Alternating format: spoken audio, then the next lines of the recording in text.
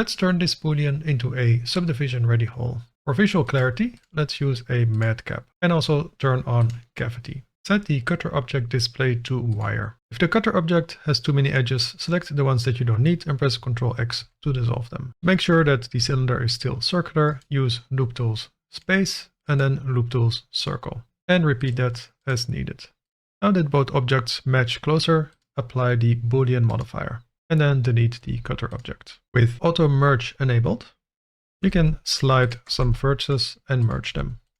Select the inside of the hole, press I to inset and then O to create an outset.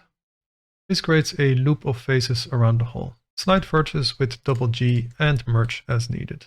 Delete this big n-gon and replace it with grid fill. To avoid any double vertices, make sure you select everything and merge by distance.